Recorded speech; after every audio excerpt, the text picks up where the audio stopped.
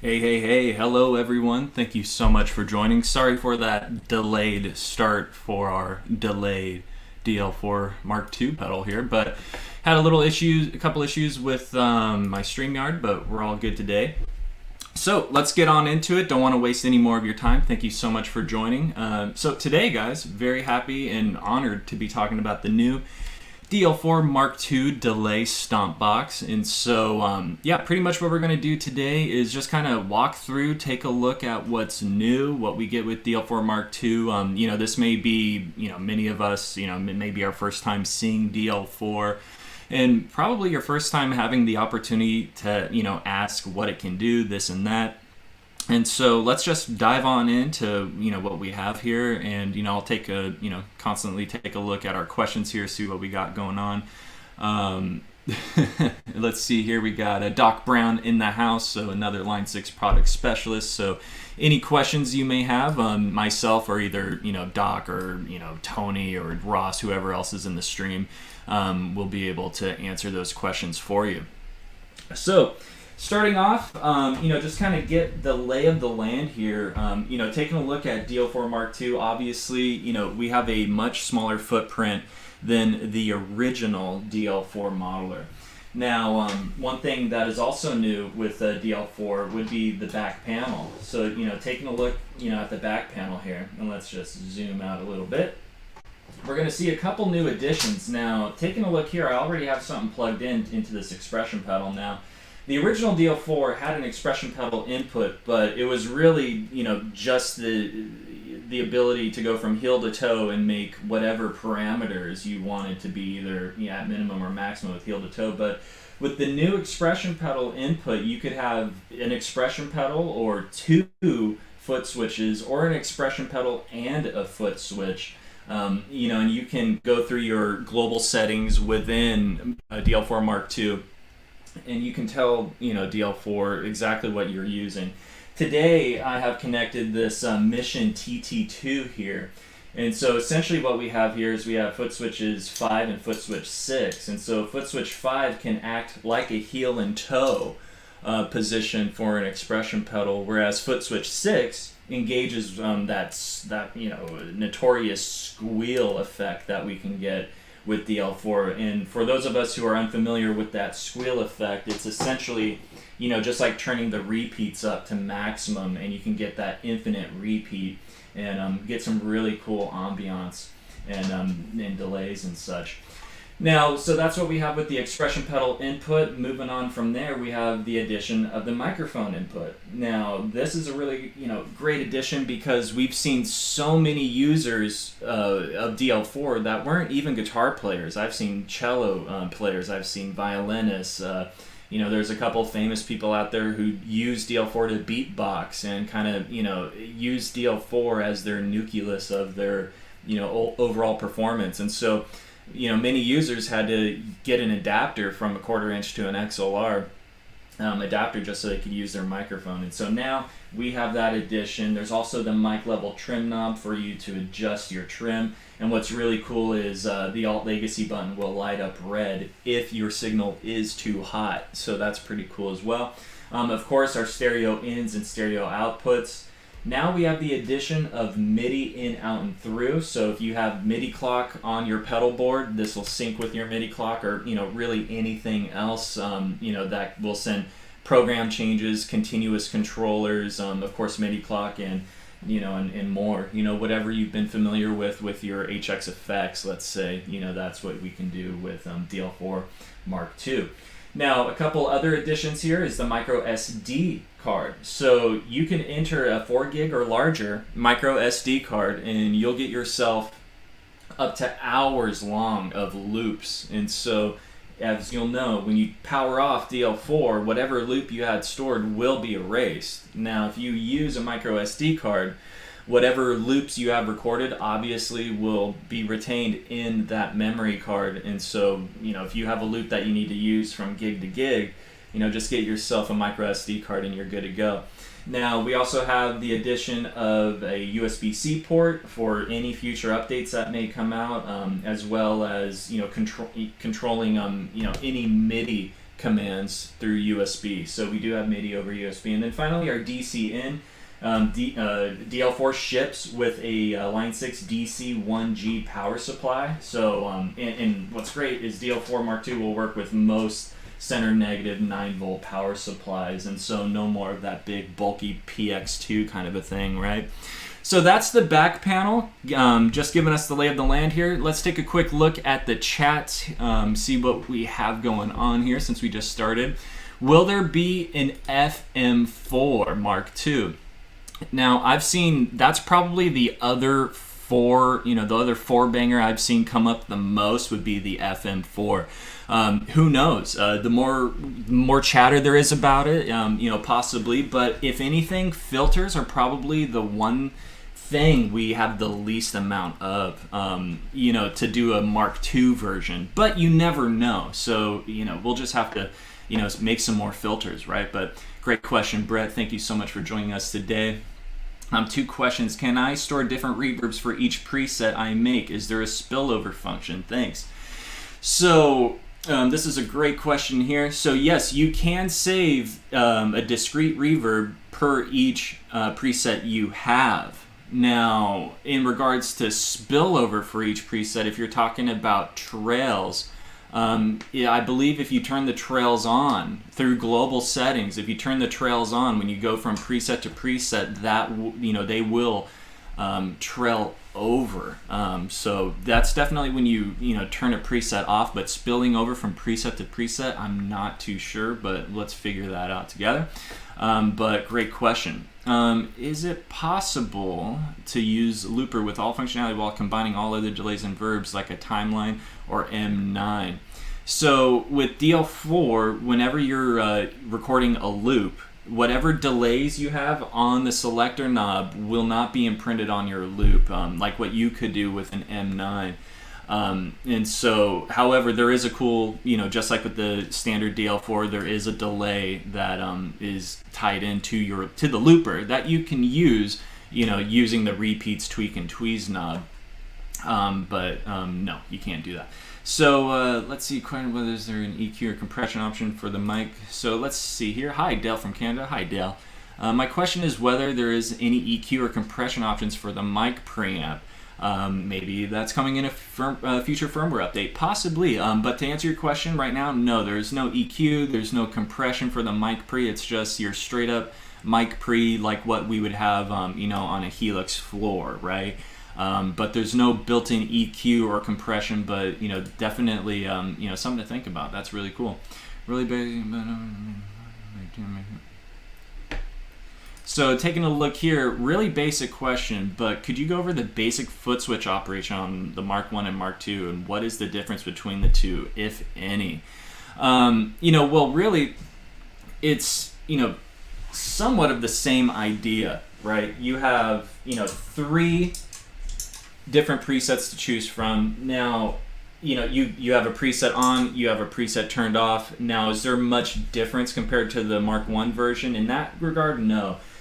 If anything, one thing I'll say that's different is if I pull up a preset here, we'll notice that, this preset, the Footswitch isn't blinking or anything, but as soon as I make an adjustment, what's going to happen is every couple seconds, you'll notice that Footswitch blinks. So if you made an adjustment and you're not, and maybe you weren't, sure that you bumped a knob, if you see this knob blinks, that means that there's an edit that has been made. Another thing that's a little different in regards to operation, if you have a setting on a preset and you're moving this tweeze knob around, if I move it to a specific value and now the Alt Legacy button ignites, that's telling me that that is the saved parameter for this preset. So I would say things like that are different, but overall, of course we have the addition of the colored halo rings and such, but overall it's the same idea here. So let's see here. Do you think we could see it in a future update, considering the fact that we can add, let's see, Matt, what's that? What are you asking here in regards to, do you think we could see it in a future update? Sorry, I'm probably moving a little too quick. So, moving on. We started off with the, please send in your questions, guys. Myself or anyone else will answer them. But yeah, let's get on going. So we took a look at the back panel and we saw what was new here, new in the back panel. Let's take a look at, right off the bat, what's new on the front panel. Now, overall, it's pretty much the same idea on what we've seen with DL4, the first version. But with Mark II, we have a couple different additions here right off the bat. First of all, we have 30 delays to choose from. We have 15 new Mark II delays drawn from our HX family of amp and effect processors.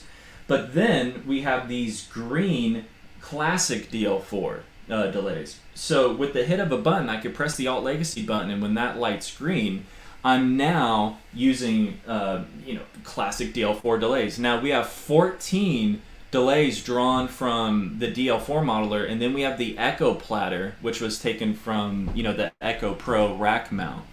So that's probably the only different Echo we have here. If you were to compare apples to apples here, that's the main difference. Now, something else that's really, really cool and what I love to death about DL4 Mark II is the time and subdivision knob we have here. So if you're familiar with DL4, you either had the option of tapping in the tempo that you wanted to get, or you could just use the time knob and do it manually by hand. Now, when it came to doing things like dotted eighth, eighth triplet, dotted quarter note, whatever that may be, you really, really had to dial that in. There were even many users that had their DL4s modded, so they could literally just hit a foot switch or a button, right? And they would have that dotted eighth just because of the rigmarole it was to find that shape. So what we can do now is we could literally just tap in a tap tempo, and then we could set a note subdivision note value here. So I could press the Alt. So when I press the Alt Legacy button and I move the timing knob, you'll notice that the tap tempo doesn't increase or decrease. So what's happening is if I choose this quarter note, now I'm going to get a quarter note repeat every time I hit a string. So let's put that in context. And let's just go to, let's see here. Let's go to... So we hear that delay coming through. And we can hear that reverb I got going on as well. So to turn that reverb off, I'm just going to go here, get that. Pretty cool. So let's go to this delay. So we'll see that if I go over to quarter note here, we're going to hear a quarter note slapback every time we see this tap tempo. Now if I wanted to slow that down, 1, 2, 3, 4, da da da da da da da. Now we'll have a slower quarter note. But if I want a dotted eighth, I can press the Alt Legacy button and move this over to a dotted eighth example.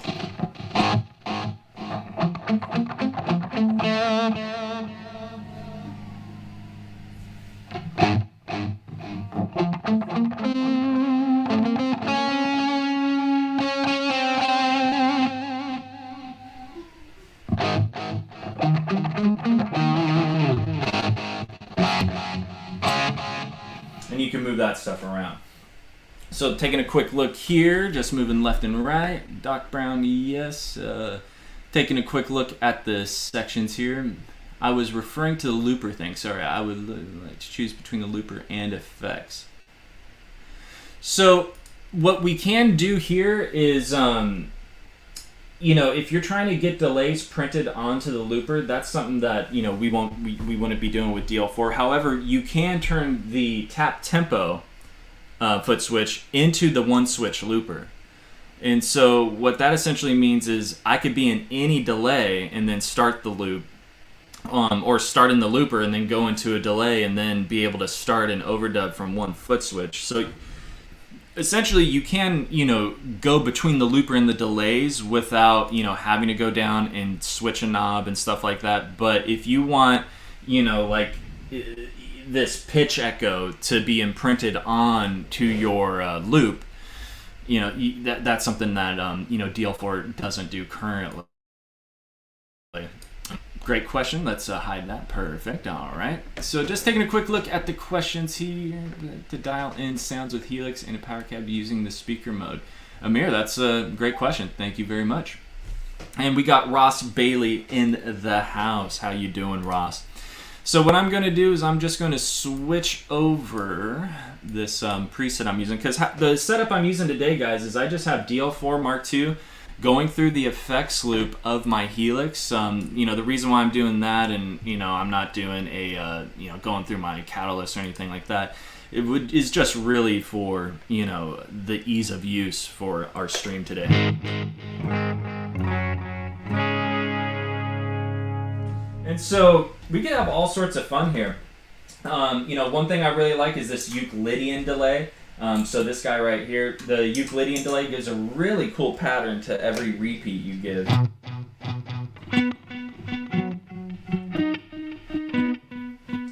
And so I could have this pretty cool rhythmic pattern.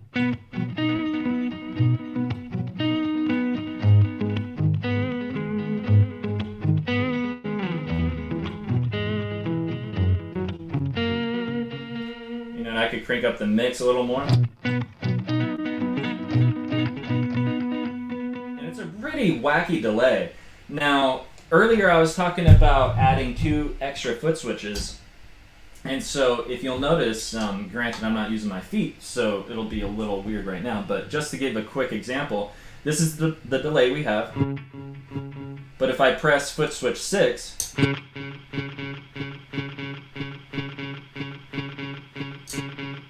it just keeps going.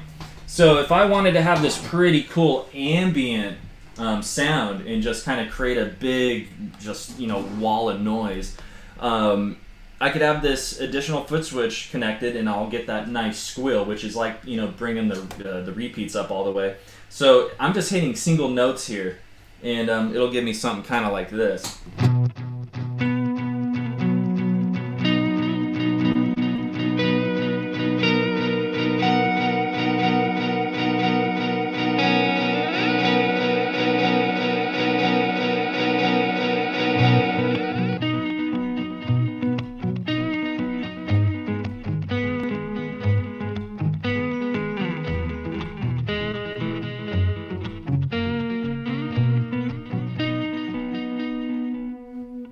Yourself a pretty, you know, cool little delay there. That's one of my favorite delays that, you know, was drawn from our HX family. And so, taking a look here, let's take a look at what we can do with this delay here. So I'm gonna dial in some. So for those like Pink Floyd fans out there, right?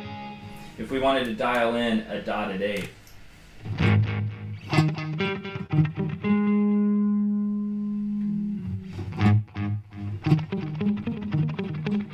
So there's our dotted 8th, and I could just kind of give us a nice tap tempo.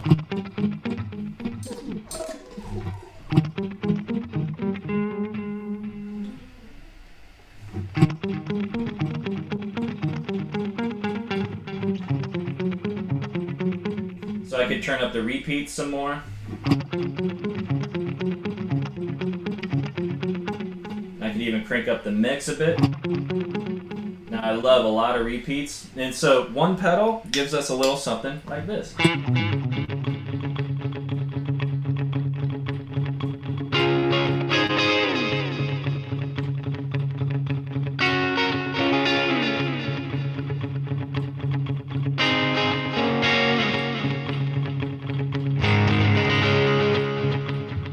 You can get all sorts of cool little...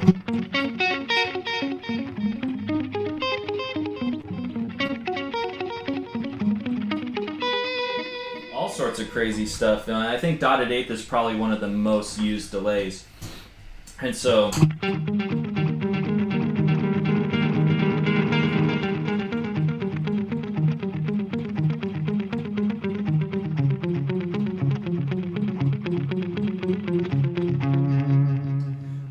you know, let's mess around with something else. Let's go over to like a transistor tape. And so we get that classic kind of swell or diminish of the delay repeats. So let's go down to just one repeat. And so what I can do here is I could essentially go down to this, like, you know, quarter note or dotted or eighth note triplet. And now I'm getting this kind of, you know, the slapback sound. You know, and I could always kind of adjust that as well.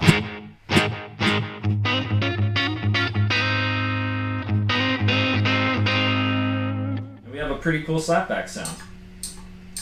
Now, crank up the mix a little bit. So now that I have this sound going, let's add some reverb.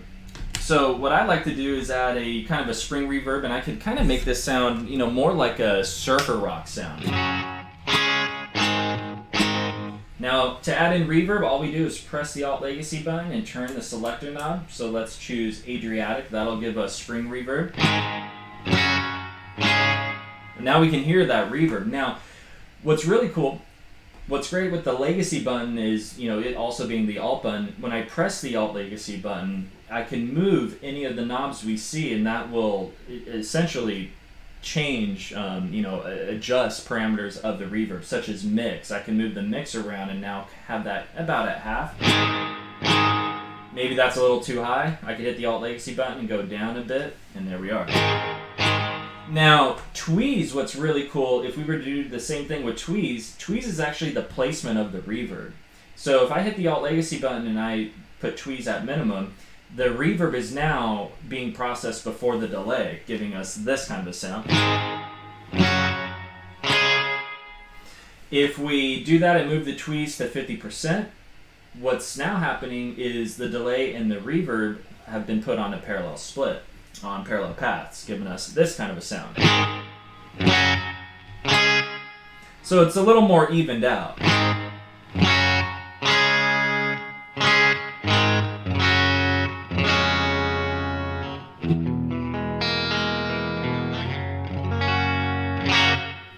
Now if I put tweeze at maximum, it's going to now be delay in front of the reverb.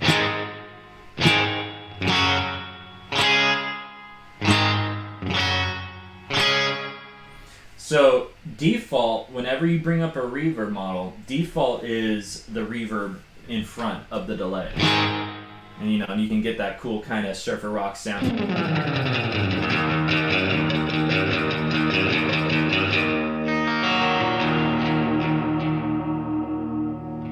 You know, whatever you're going for. So that's our reverbs there. If you take a look at the included cheat sheet, or even, you know, take a look at the manual for those who, you know, don't already own a DL4 Mark II, you could check out our manual online and just take a look at where all the reverbs are placed. We have 15 different reverbs to choose from. Now, obviously, I set up a reverb, but if I want to turn that reverb off, all I have to do is aim straight down to the looper. I could press the Alt Legacy button and go down to the looper, turn it off, and now we have no delay, or we have no reverb, just delay. So that's the delay we originally had, and we just completely changed the overall sound to something, you know, completely different with that reverb, right? So if you think about it, we have two pedals in one here. So something else that I thought was really cool as well is how DL4 Mark II actually can be set to have up to 6 presets at once. Now, this, you'll have to give up your tap tempo, but that's kind of the cool thing about adding additional foot switches, is that you can make, you know, an external foot switch your tap foot switch. Now, to enter global settings in a DL4 Mark II, what we do is we press the Alt Legacy button and tap tempo at the same time. And now we're in global settings. So if I go over to crisscross, the setting for the default here, now granted, just to circle back, we're talking about changing the tap tempo to being presets D, E, and F. Currently we have A, B, and C. Then I could press the tap foot switch and have D, E, and F. So right now it defaults to being a tap tempo, and the reason I know that, you can take a look at the manual, and what's really cool is the Alt Legacy button will tell you what global setting is in place for for the specific value we're looking at here. So we're looking at changing the tap foot switch assignment. Seeing that it's red tells me it's tap tempo, but I can press the Alt Legacy button and you'll notice it's going to cycle through all these different colors. And so red is the default for tap tempo, but if I make it white, white is going to be the one switch looper. If I make it blue, it's going to be expression toggle, where if I push the tap foot switch, maybe my repeats are at minimum, and then when I let go, my repeats are at maximum. And then orange is squeal. That's what you heard me doing earlier with my external foot switch. And then finally, yellow is presets D, E, and F. And so this is the one I want. So to exit out of global settings, I can press any foot switch. And now the tap foot switch is yellow. So currently I have presets A, B, and C. Then I could hit the tap foot switch, and now I have presets D, E, and F. And so it's a pretty cool way to get multiple presets out of your DL4.